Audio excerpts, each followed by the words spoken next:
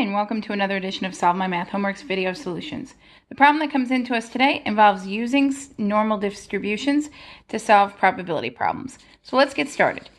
Now, here's what it says. It says a normal distribution has a mean of, and this is a mu, it's a Greek letter, and a standard deviation of sigma.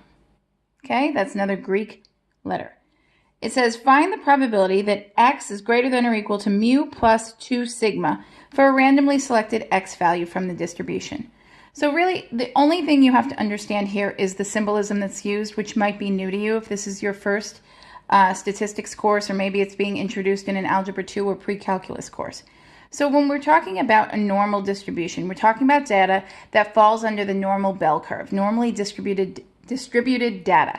So let's look at the bell curve so we can talk about what that means. Okay, so here we have the normal distribution curve. This is our mean, this is our mu, and it is our arithmetic mean, no different than what you did in junior high. These here, so you're going to have 1, 2, 3 standard deviations above the mean, and 1, 2, 3 standard deviations below the mean. And the percentages here show the percent of the data that fall within these ranges when you have normally distributed data.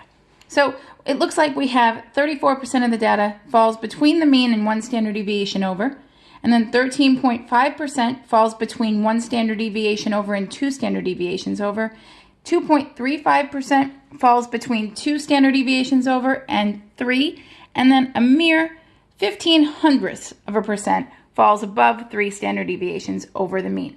You'll find the same percentages on the other side of the bell curve. That's because the same percentages that are above the mean will occur below the mean. Okay?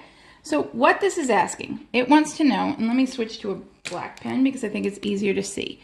So the probability that x, some randomly picked value from this data, is greater than or equal to the mean plus 2 standard deviations. So basically 2 standard deviations or above.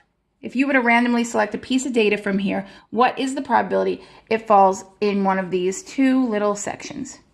Okay, so that's going to be 2.35% plus 0.15%.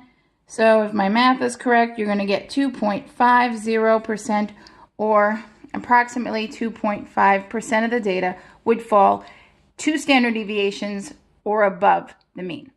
Okay, I hope that helped. We'll go into what the normal distribution curve is and how it came to be in later videos. But to solve this problem, this is really all you need to know. If you have questions, please leave them in the comment section. Thanks for watching.